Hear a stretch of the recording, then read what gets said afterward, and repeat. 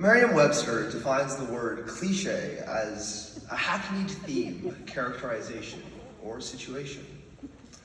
And there's cliché number one right out of the gate. See, when I started writing this, I had no idea what to say that wouldn't be painfully cliché. So I decided, you know what? If you can't beat them, join them. That's why I'm going to be disguising my lack of originality today as tongue-in-cheek self-awareness by giving a cliché speech about cliché speeches. Ready? Let's go.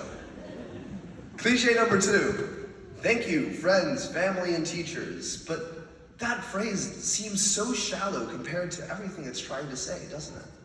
Parents, thank you for the late night pickups, the early morning pep talks, and yes, the curfews we definitely argued about, but probably needed. Friends, you were in the front row at every awkward performance, in the back row of every chaotic group chat. Teachers, sometimes you spent more time grading essays than we spent writing them, and you acted like you didn't notice when our group work became group freeloading. Not to mention that it forgets the custodians who make sure Tillman is spotless every day, the cafeteria ladies who give you that big plate of fries when the day is just not going right, the chaperone who saved your water bottle from the river, shout out to Mr. Sears, and countless other people who worked behind the scenes to make these 4 years happen. So from all of us, thank you. Cliché number three, the metaphor. Oh man, I've got a bunch. High school is a sitcom. Inside jokes, inconsistent plot lines, and a finale no one's ready for. It's a group project, chaotic, confusing, and someone always flakes. It's an airport terminal. Everyone's stuck, no one knows where they're going, and the snacks are overpriced. They're all kind of right, and also totally wrong, because they pretend to understand your experience. Every single one of us had a different one, and that's what made this whole mess matter. Cliché number four. It seems like just yesterday we were freshmen. Nope, absolutely not. We fought these 4 years through identity crises, sleepless nights, and hours spent cringing over that one thing you said in sophomore year. So I won't drag it out with some half-remembered anecdote about interim week, because honestly, some of us can't wait to be done with it. Yes, Leo Gabara, I can see you about to fall asleep. Cliché number five. I never thought I'd be standing here today. Well, to say I didn't work hard would be frankly untrue, and to say that I didn't expect to be here would be inauthentic. But I'd like to recognize those of my classmates, and there are many, many of them, who arguably worked harder than me, who faced challenges I can't even imagine, who deserve just as much, if not more, to be standing in this spot, and who, frankly, might have made better use of this time than I did. To y'all, this should be your speech. Thank you for letting me borrow it. Cliché number six, life advice. Now, why they let a 17-year-old hand that out, I have no idea, but you already know this stuff. Life is short, take risks, be kind. Here's mine though, regret something. Seriously, think of one thing you wish you'd done differently these past 4 years. Me, I didn't get to know most of you as well as I'd like. Your stories, who you really were.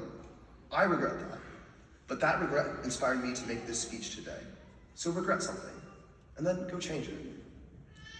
Cliché number seven, the wise quote. Here's one from Sun Tzu, and go ahead, you can groan now. Here it goes.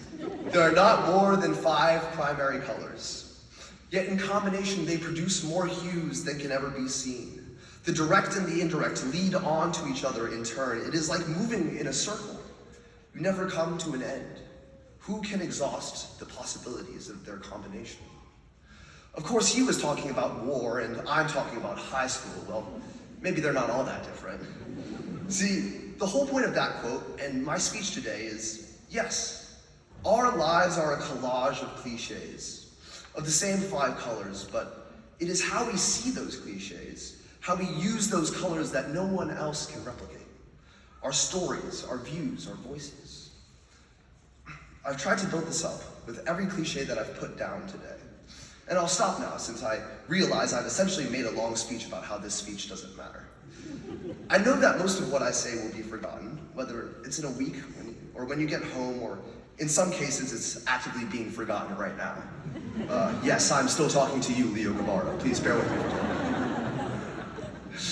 But when I get off this stage, and when you're grabbing that diploma today, when you're taking blurry group photos outside the Classic Center and blasting that one song as loud as you can on the ride back, I hope that a part of you remembers not what Joshua said, but something you might have said if this mic were yours. Because every one of us came here carrying a speech, whether you knew it or not. One we could have never written before this, and one we'll probably never write again. Maybe no one will ever hear it, but you should. And you should hear the one sitting next to you, the one sitting next to them, the ones across the aisle, the ones a couple rows in front or behind you. All those speeches that didn't get to be said today. You don't have to remember mine, but please, don't ever forget yours. Thank you, and congratulations, class of 2025. I hope you'll let me end with one last cliche. We made it.